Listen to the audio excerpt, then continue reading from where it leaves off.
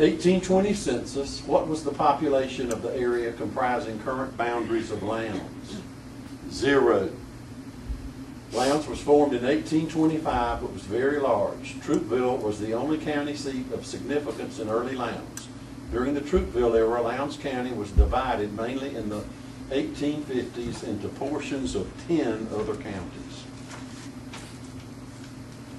Troopville was named for Governor George N. Troop. It became a promising town and was a gateway to Florida. When the Atlantic and Gulf Railroad would not come to Troopville, the citizenry moved 4 miles to begin a new town beside the railroad. This is one of the early double bridges at Troopville. This photograph is actually of years later, but it's basically the early representation. You can see the water is pretty high in that particular photograph. This was the William Weisenbaker home, built circa 1842. It preceded the establishment of Valdosta. Later, the Roberts family lived in the house 100 years. You can see the 1895 snow enhancing the Victorian features that Mr. Roberts added to this Wells Street home in 1893. 140 acres of land was purchased for $1,250 from pioneer farmer William Weisenbaker in December of 1859. From this land, the town of Valdosta was laid out. July 1860, the Satilla No. 3 pulled the first train into the new town of Valdosta. The town was named for one of Governor Troop's Lawrence County, Dublin, Georgia plantation, which in turn was named for the Italian province of Valdosta.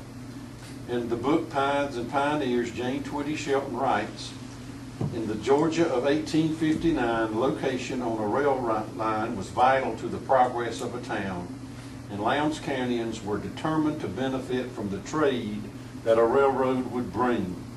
The Georgia legislature appointed commissioners to choose a location on the line and in the center of the county as the new county seat, which was called Valdosta.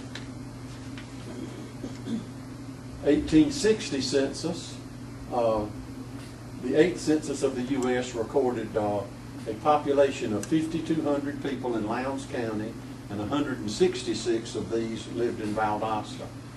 On December the 7th, 1860, the city of Valdosta was incorporated by the legislature. This is Reuben Toppy Roberts. He was elected Valdosta's first mayor, and he died in 1863 in the Civil War. This is the Patterson Forest home. It was north of town, across from the current Crescent. The stagecoach ran near here. We do have this image in the museum. We also have a survey of town in the 1880s. It still shows this structure sitting in what would become the extension of Patterson Street. Valdosta's most widely recognized citizens were here early. Doc Holliday of Western Lore lived his youth here and attended the Valdosta Institute, which was right across the street in the late 1860s. His father, H.B. Holliday, was mayor of Valdosta. Reverend Charles N. Anderson was an ex-slave here at the end of the Civil War. He began Valdosta's first historically black church, and in that church began informal schooling of black children. The Freedmen's Bureau began the first official school in 1868. Now known as the Pentecostal House of Prayer, this church was home to First Baptist until 1899 and the Primitive Baptist into the 1990s. It's the oldest existing church building in town. It's still there. Where is it, Donald? It's somewhat across the street from Central Church of Christ. Oh, okay. That'll get you there. Okay.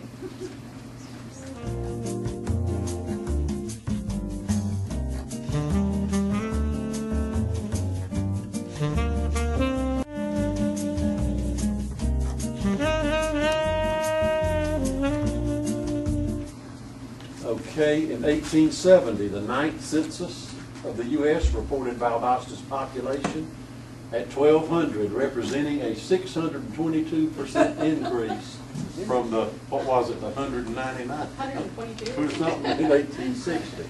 Many of the new residents were refugees from the Civil War who had traveled south from North Georgia. This map was copied by civil engineer C.E. Bacon in 1925 from an original 1870 map created by a J.W. Patterson. Gordon and Cypress Street are the northernmost. It doesn't picture well, but we've got images of this that do show better. James Lord Pierpont, composer of Jingle Bells, lived in Valdosta a few years around 1870 before moving to Quitman. Albert Pendleton's research showed that he had a son born here in 1870. The 1875 brick courthouse replaced a wooden structure. And this preceded those on the right, the 1905 courthouse. Early Valdosta had a long way to go. It is written that after the Civil War, Lowndes County was the brunt of Brooks County and Thomas County jokes. And it was. We were not as cultured.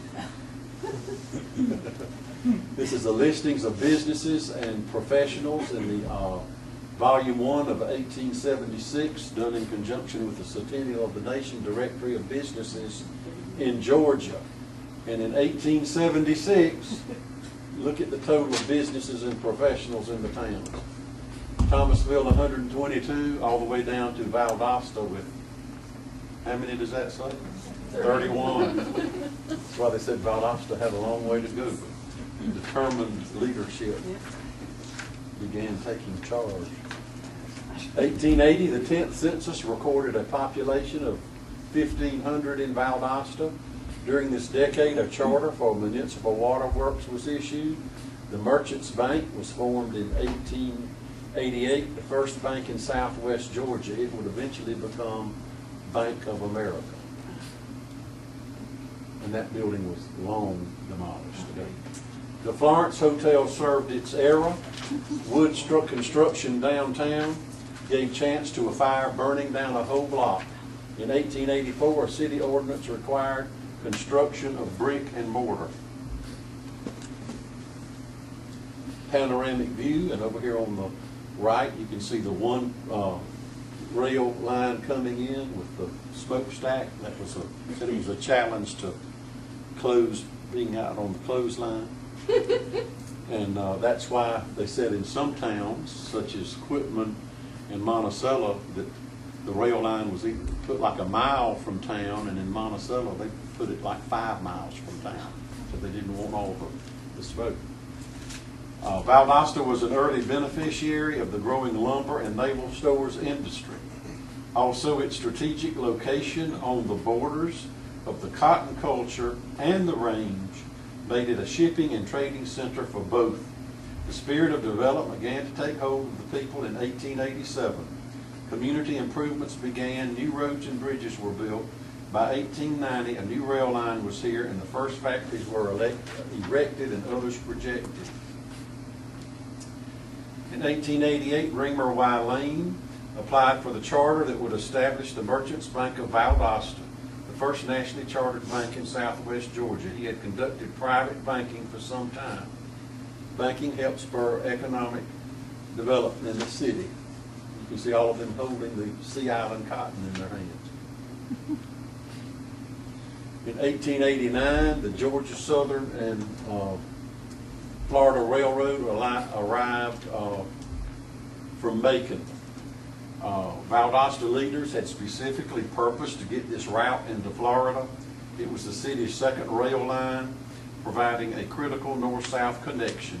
Today, all of Lowndes County's municipal governments are located on this line: Hayhira, Reamerton, Valdosta, Dasher, and Lake Park. And securing this rail line is what really made the town start booming. That's the one we gripe at. That's the one that stops us, but it's the one you ought to sit there in calm repose and be thankful for what it did for our town.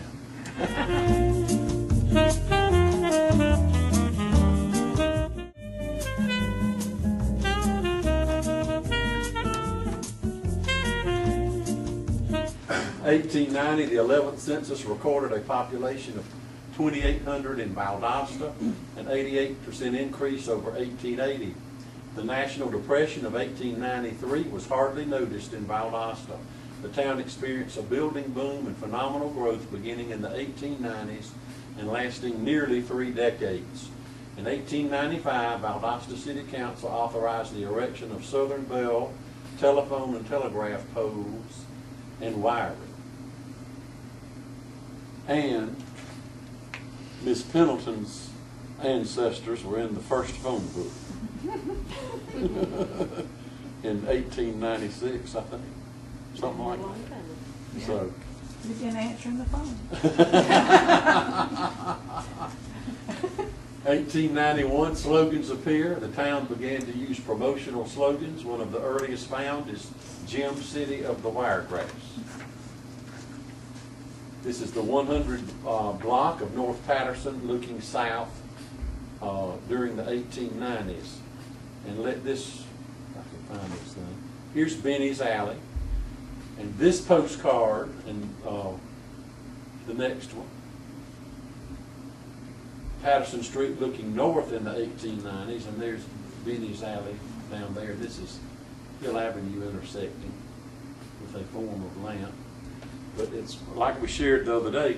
You see these two images a good bit in town, and you see them split in, especially the other one, split in 3 different photographs to give early images, and to explain how we almost don't have things.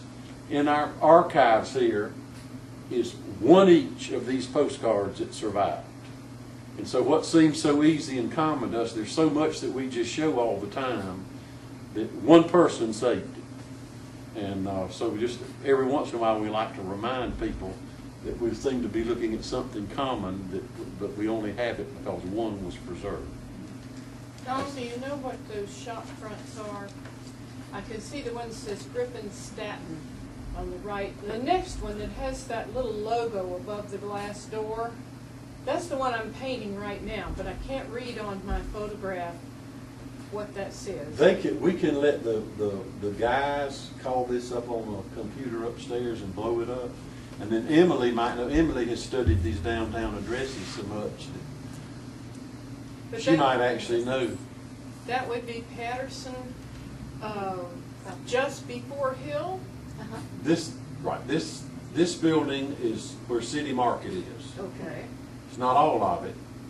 And then here's 3 one-story structures. One of these still remains, isn't it? Yes, Rudines. Rudines. One of these single-story structures still remains. And this is where the Sullivan's clientele is. And then there's Benny's Alley, and then the Converse building that may be called something else now. Okay. But the store that you're talking about with the logo on the window, that's where Randy Cruz's office is, in the cigar shop. Oh, okay. But Like what on I the want wall. to know is what it was, because I'm painting that logo, and I. Well, we could probably look it up in the city directories in the 1904 and see what it was. Yeah. That Oh, gives good. us- If the business changed between 1895 and to represent the growth that was going on in town, 1894, City Hall, it's now demolished, but this was called the ornament of the city when it was built. See the neat little light? What is it? And that's Emily knows what you call all of this. I think that was an early traffic light. Okay. Wow, really? Street light. 1895, St. Paul AME Sanctuary. The church had been chartered in 1866.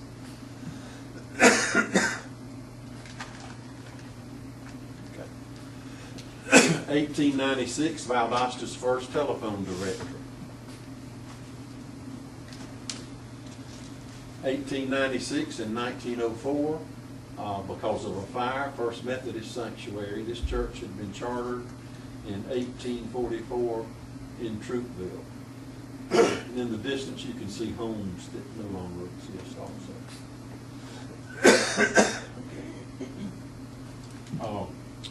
In 1897, Valdosta became the second place in the world to bottle, not to have, but to bottle Coca-Cola. We do have some of the type bottles. They use a Hutchinson bottling system. And we have, we didn't get it till 5 or 6 years ago, but we've got information from the Coca-Cola, I forget the name of it, but it's the Coca-Cola trade magazine. And in the 1950s, they actually researched all this. And this ad in the Valdosta Daily Times in 1897 helped show that. And they were at first not wanting, they were very scared to bottle their product because they were afraid people would bottle it and it would sit in someone's home 2 or 3 weeks and lose all its fizz and taste, and therefore the product not, people think it's an inferior product and it not be accepted. But they went ahead here, the Holmes and Barber were so innovative and aggressive, they went ahead and began bottling. 1899, the Strickland Cotton Mill is built. 30 local investors opened Strickland Cotton Mill on the Georgia Southern and Florida Railroad. Soon the village surrounding the mill would be known as Reamerton, named for Reamer Lane, banker and investor in this venture. 1899, First Baptist Sanctuary constructed. The church had been chartered in 1842 in Troopville. 1899, the third railroad line, the Atlantic, Valdosta, and Western, which connected Jacksonville and Valdosta. And it was soon purchased by the Georgia Southern and Florida. So you did not hear the name of this line for many years. And it was just as opportunity for progress and prosperity was gained for Valdosta by securing multiple railroad lines in the 19th century. The building of national highways and the federal interstate system presented Wiregrass, Georgia with new opportunities in the 20th century.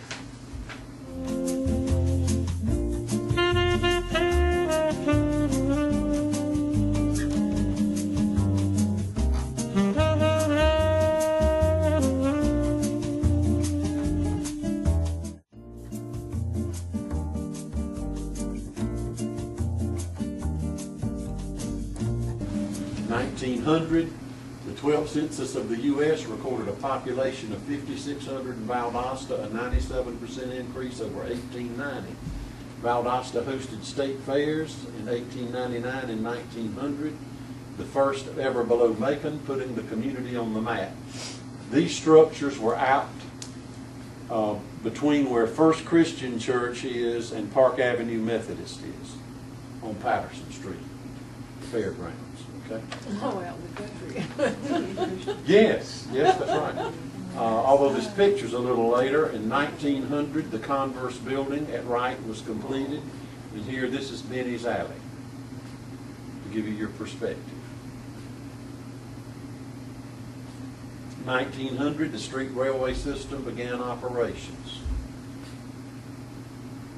People like to see the trolley. Here's the trolley in Patterson Street. There's Benny's Alley. And here's the winter car. They would put the windows up for the cooler months. This is, as it says, at Patterson and Hill. Here are the trolley tracks on West Hill Avenue. This is the demolished Valdez, and that's the demolished First Christian Church. This is the trolley where it also ran on East Hill Avenue. And most of these homes were demolished. A few stand. In 1902, the Valdez, Valdosta's first modern hotel opened, electricity and fireproof, and it burned. 1902, this was First Christian Church sanctuary. It was immediately across the street beside the Valdez, and this structure was demolished in the early 1950s. In 1903 was the first paved street in Valdosta, Hill Avenue, and as you can see as a reference, we've been discussing, there's the First Christian Church, and this is the recently restored Roberts Building. 1904, the Mackey Building was constructed from Florida Orange Grove profits.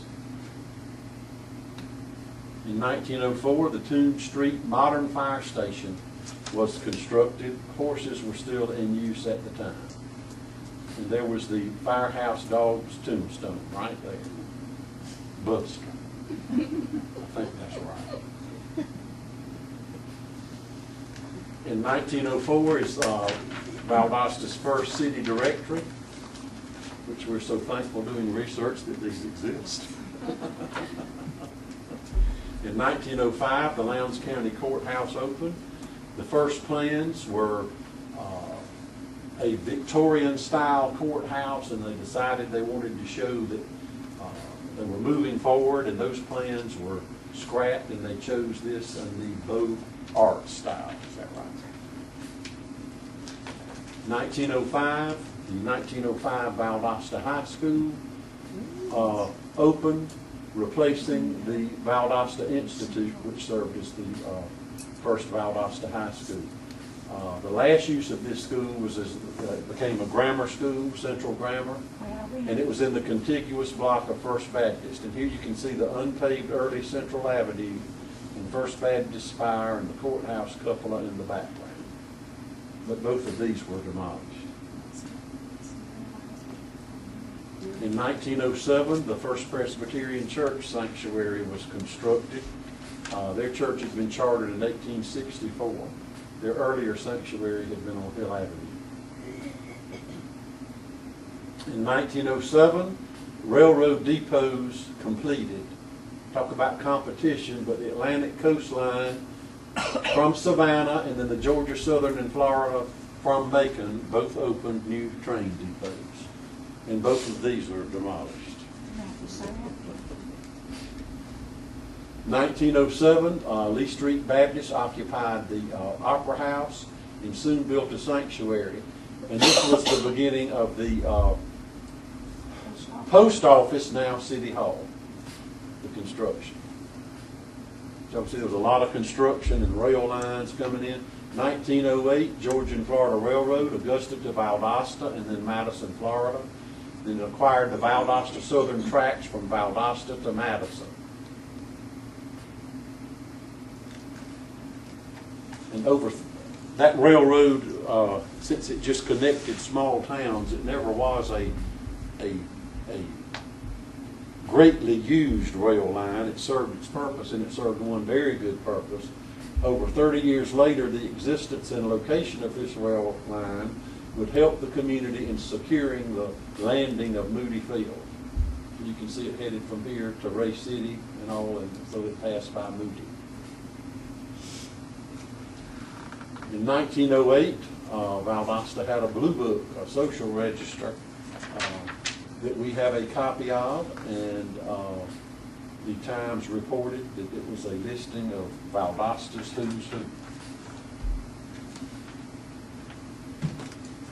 1908 and 13, the sanctuary for historically black Macedonia First Baptist Church sanctuary was built. It involved an early fire there also, like 2 days. And that church had been started by Charles Anderson that you saw earlier. 1910, the 13th census of the United States recorded a population of 7,600 in Valdosta, 36% above 1900. This was also the opening of the U.S. Post Office and Federal Building, which is now City Hall. West Hill Avenue of this era, this was near the Cotton Exchange, and you can see that automobiles are in use and your horse and buggy. Busy street. 1912, Magnolia High School. It was the African American high school before integration. 1912, the Valdosta Board of Trade, which became the Chamber of Commerce, began, and it is now located in the 1915 Barber House. 1912, the Patterson Hotel, southwest corner of Patterson Street and Savannah Avenue, opened. It is now demolished. What does this say in the background? That's right. Barnes Drug Store began in one corner of the Patterson Hotel, and it's still in that area. Not still in that building. The South Georgia State Normal College was chartered in 1906, but the state of Georgia appropriated no funding. In 1911, the state of Georgia provided an inadequate $30,000 for the school. The city of Valdosta gave the land for the campus and $50,000 in 2 increments for construction to expedite the opening of the college. In 1913, Converse Hall, that was the first building on campus. It was lost in a fire, and a south remnant of it does still exist. 1913 brought the first official football to our town. And this freshman, Frank Rose, ended up being one of the first people from here to play for University of Georgia, play football, and he became mayor of Valdosta and developer of Cherry Creek Hill subdivision. There's all kinds of stories in our photos. 1914, the Carnegie Library, now the Lowndes County Historical Museum. And at the present, y'all are sequestered behind these windows. Also in that period, Brookwood Park was founded, and it was renamed for Richard J. Drexel in 1979. Okay, this is a Valdosta City Directory from 1917 and 18. Just shows the diversity of what was going on in town during these years of development.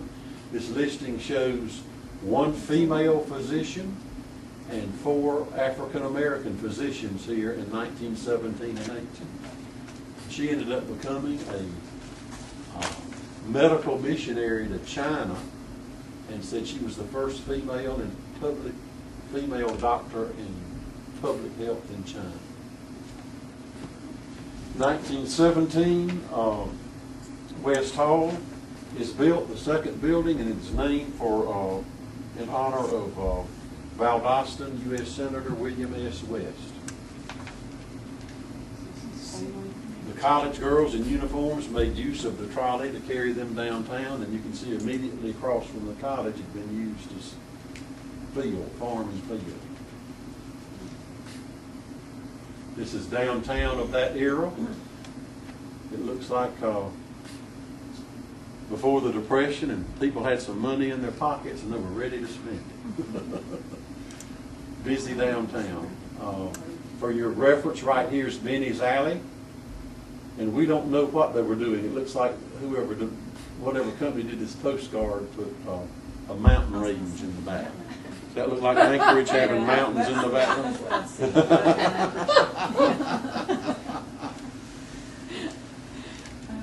This is early theater, the Alamo, in 1919, and they had gotten the fire engines out because the name of the movie was The Still Alarm. Donald, was this the one across from the courthouse? Yes. Okay. Yes. That building became it's empty now. Oh, okay. That one is, but it became I think the Jitney Jungle grocery store, something like that.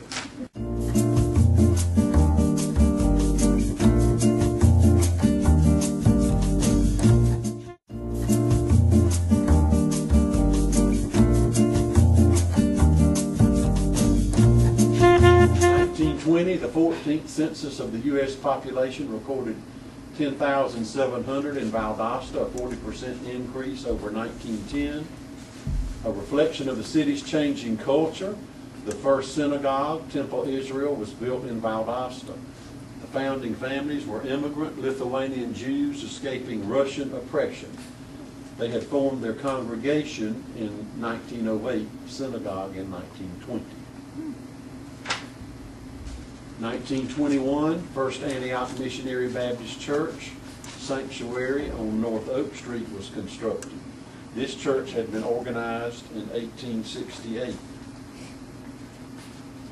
1922, Ashley Hall was built next to Converse Hall at what would soon be renamed Georgia State Women's College from having been named South Georgia State Normal College. 1922, the first females hold elective office.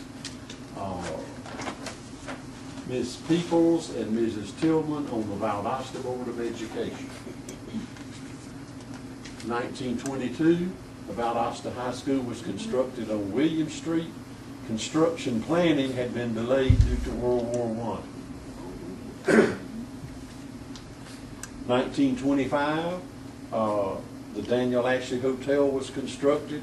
For many years, it was the social center of Valdosta. This is Patterson Street, looking south during that era. And this time, what have they done? Given us a giant tree instead of mountains? Tree makes more sense. Yeah. 1925, the Pines Camp and Motel was constructed. This was the second motel, not hotel, second motel in the state of Georgia, and it was located on North Ashley Street, where the Honda dealership is now. Legend has it that mobster Al Capone slept here. During the mid-1920s, the land boom in Florida and the construction of the paved National Highway Route 7 and U.S. Highway 41 spurred tourism industry in Valdosta, making the city a convenient stopover between Atlanta and Tampa for the new tin can tourists. 1925, the Woman's Building was constructed in part of the land from Brookwood Park. In 1926, the Ritz Theater was opened. It was Valdosta's Grand Theater, and we didn't have these photographs of the Ritz, this and a couple more, until about 2 years ago when someone had bought them at a sale in Atlanta. So you just don't know where things go and end up. We're just so thankful they allowed us to have a copy. Where was the Ritz? The Ritz was where, I want to say where First Union Bank was, but that doesn't help either. It was across from the Converse Dalton Farrell House. Oh, okay. And those, which kind of county offices remain in there? License? Yeah, the license plates. tag. 1927, the first Catholic sanctuary, St. John the Evangelist, was constructed on North Ashley Street. During this time period, the Catholic population increased significantly due to Lebanese Christian immigration. 1928, Emory Junior College was converted to Valdosta State University's North Campus in 1953. Emory was an all-male college. Leaders provided decades of great prosperity, 1890s through the 1920s. Over these 4 decades, town leaders laid groundwork for future community success in commerce, education, transportation, and cultural and recreational activity. The first speed limits in Valdosta was 8 miles per hour inside the fire limits and 10 miles per hour outside.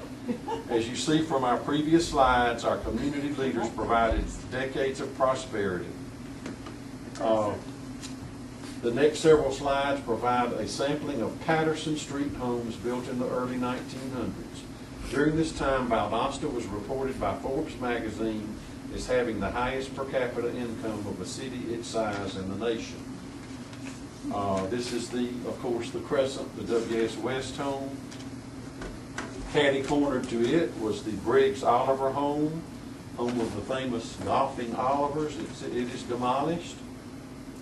Just south of the Crescent was the W.S. Fender home. Patterson Street had the nickname Millionaires Row, and the town's adult baseball league in the 19-teens was named the Valdosta Millionaires. The beautiful woodwork in First Baptist Church was supplied by Mr. Fender. The State and Dasher home was across the street from the Crescent. There were 2 homes across the street. We do not have a photograph of one of them. But this home was also demolished. Coming back to town, this is the Albert Converse home, and it was demolished. It's where 306 North is. This one made it. The Converse Dalton Farrell home is still with us. The Briggs Dasher home, this one was just south of the First Presbyterian Sanctuary, and this home was demolished. The Cranford home was demolished. The remainder of the Cranford block and the one beyond Strickland, and Thigpen, these were early referred to as magnificent Victorians, and this block was demolished. The Dr. Rose home is still with us on Patterson. The Dura home is still with us on Patterson. The Archie Griffith home is still with us on Patterson. The Bray home, which is now part of the University Center, this home was demolished. The Harrell home, this was in the 1958 snow. It was demolished, and Southern Bell built now the School of Nursing at the college. And this was the Hopesendorf home. It was somewhat near across the street from the now Art Center, kind of in that area. It was lost in a fire.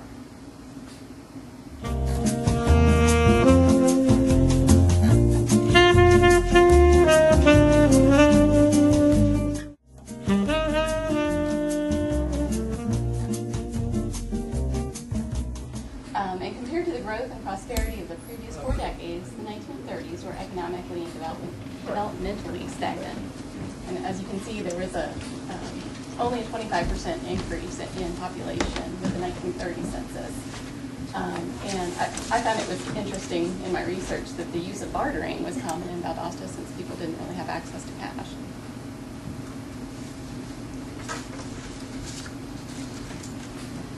So overall, progress slowed to a crawl for Valdosta during the 1930s. However, civic improvements continue where necessary. And as you can see, we obviously had a huge traffic problem downtown, and just the first electric traffic signals were installed. So and honestly, we couldn't find a lot of 1930s kind of slides and information, so we're jumping forward already to 1940. The 16th U.S. Census recorded a population of 15,000 in Valdosta, almost 16,000, only a 16% increase over 1930. And although the city's population did not grow as fast in the 40s as in previous decades, economic growth, infrastructure improvements, and an increase in land development returned to the city as it prepared for World War II.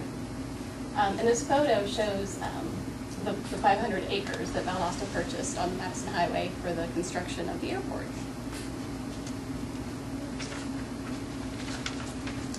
Named for Major George Putnam Moody, Moody Airfield opened in 1941 as a pilot training base during World War II. And this is a really cool aerial shot of the Moody Airfield. In 1946, the Valdosta Municipal Airport was built and National Airlines began commercial passenger air service. The following year, the Valdosta Garden Clubs gave Valdosta its most recognized nickname, the Azalea City.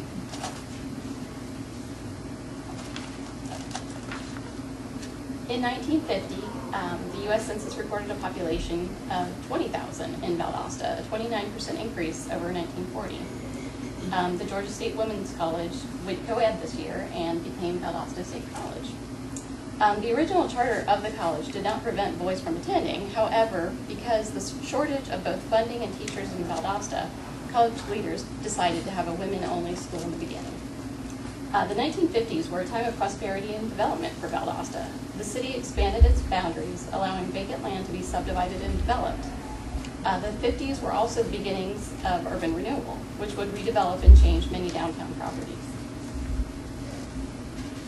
The ladies of the garden clubs advocated for the preservation of this landmark, the Crescent, on which land an automobile service station had been proposed. This was one of the first acts of historic preservation in our community.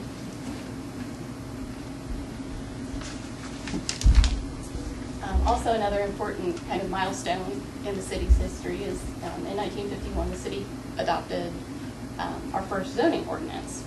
And the new zoning ordinance stated its many purposes, among which included to lessen congestion, secure safety, promote health and general welfare, to prevent the overcrowding of land, and conserve the value of buildings.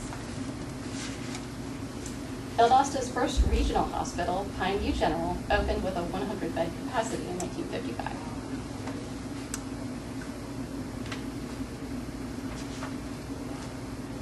A new Valdosta City Hall building was constructed along North Tombs Street in 1958.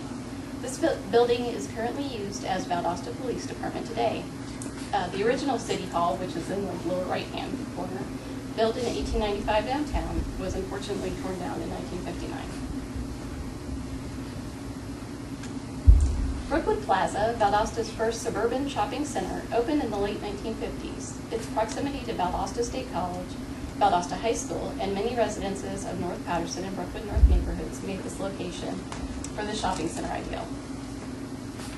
I love the card. This is an aerial photograph of downtown Valdosta with a view to its north. During the late 1950s, both commercial and residential development in Valdosta progressed further north of downtown. The Greater Lowndes Planning Commission was formed to guide growth and land use decisions within Valdosta and Lowndes County in 1959.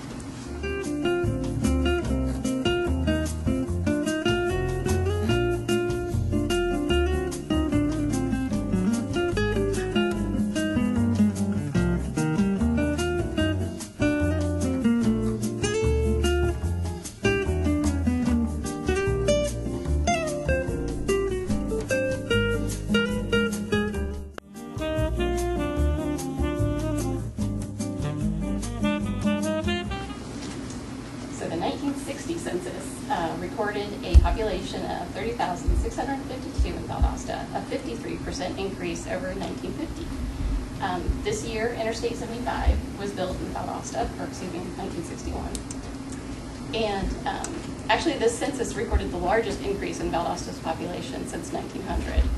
So a lot of growth and development going on. The opening of 75 brought opportunity for further economic development in the city, but it also contributed to the decline of downtown Valdosta as its commercialized center.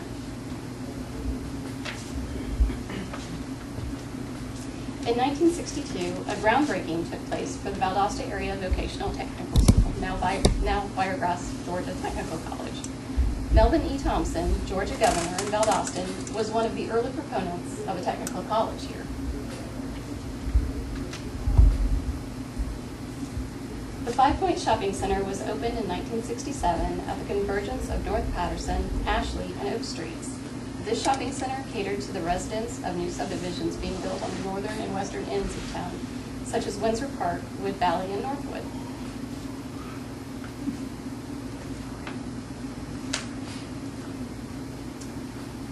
The 1970 census recorded a population of 32,303 in Valdosta, the smallest population increase in a decade ever. The following year, Pineview General Hospital changed its name to South Georgia Medical Center, and this photo shows the radiology wing being built.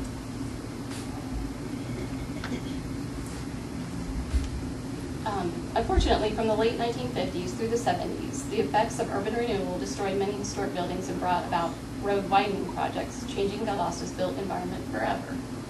The chalkboard number in these photographs basically indicates that the building is slated for demolition.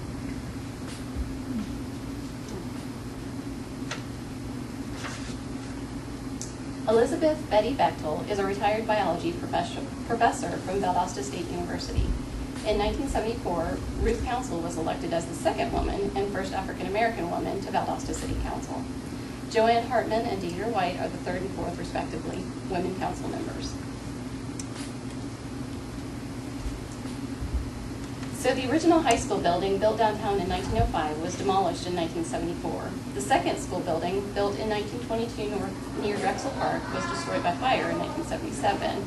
And the current high school building is the third high school building for the Wildcat.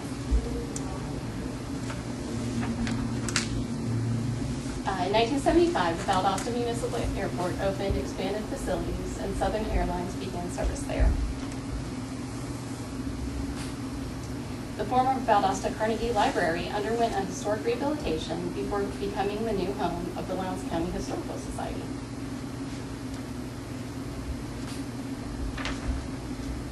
Former Georgia Governor and Valdosta businessman Melvin E. Thompson, mentioned earlier, was instrumental in developing Valdosta's first industrial park. The Azalea City Industrial Park was built in the late 1970s. The Historic Preservation Ordinance was established after 3 decades of building demolition caused mainly by urban renewal. Former City Council member Harold Bennett was instrumental in the passage of this ordinance. And the map you see here is the first map of the local Valdosta Historic District.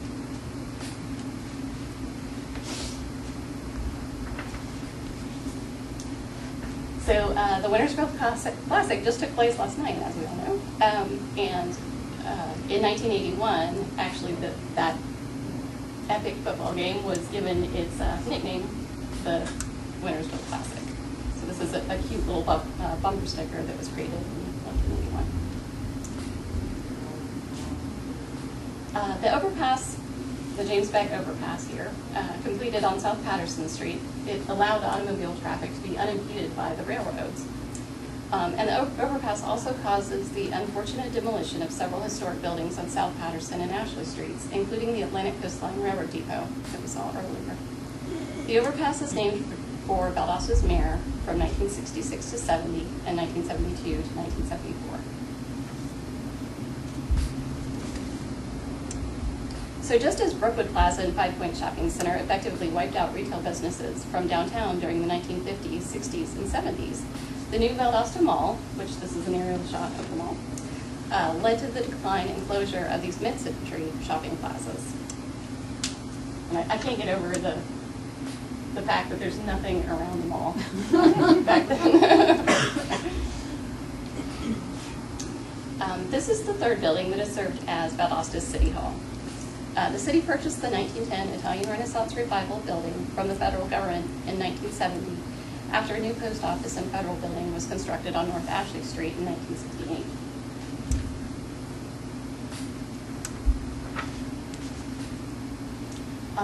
Lowndes County also rehabilitates the 1904 new Classical County Courthouse, restoring the jewel of downtown Valdosta in 1988. And currently the county is considering the reuse and renovation of this landmark.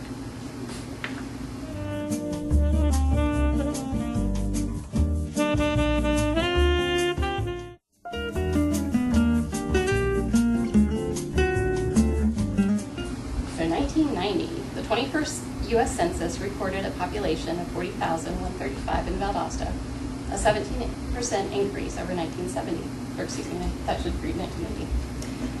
The Valdosta Symphony Orchestra was organized this year.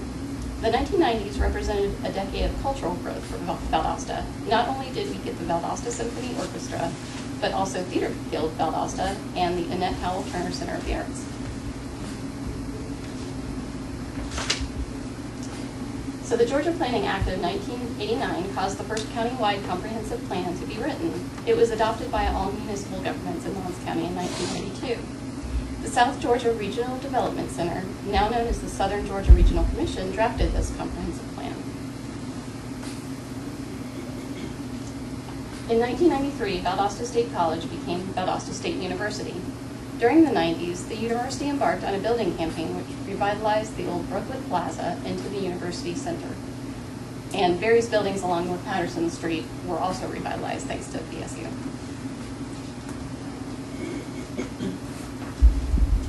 In 1996, Inner Perimeter Road opens, and a ribbon cutting was held on Friday, August 23rd, 1996, for the official opening of this road. During the 1990s, new retail stores brought employment opportunities and a variety of shopping for Valdosta and surrounding communities. And this is an article taken from the Chamber of Commerce, and obviously Sam's Club was a very big deal.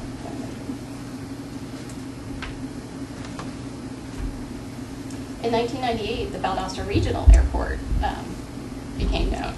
A new passenger terminal was added to the airport, making it a regional hub for Delta Airlines. 2000. So the 22nd census recorded a population of 43,724 in Valdosta, a 9% increase over 1990. Reflecting the area's growth, the Valdosta Metropolitan Statistical Area was designated by the U.S. Census Bureau in 2003. The MSA includes the counties of Lowndes, Lanier, Eccles, and Brooks.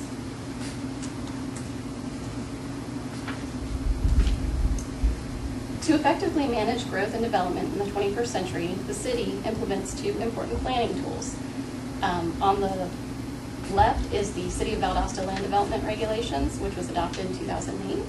And on the right is the Greater Lowndes 2030 Comprehensive Plan, which was adopted in 2006, which ultimately guides land use decisions for the county as well as all of its municipalities. Finally, in 2010, we reached our Sesquicentennial year, and the census recorded a population of 54,518 in Valdosta, a 25% increase over 2000. And in celebration, this was our official logo for the Sesquicentennial. We celebrated, multiple events all year long in celebration of this important anniversary. As a community, we salute the decisions and determination of our early leaders who provided the foundation on which is built our continued progress and prosperity. Through thoughtful planning and collaboration, the City of Valdosta strives to ensure quality development and manage growth while preserving our community's character, diversity, and quality of life. And so I just want to thank you for your attendance this morning and for coming out on a Saturday. And please, feel free to look around the museum. Obviously, all of these images came from the museum's archives, and this was a pleasure to collaborate with the museum on this presentation this morning.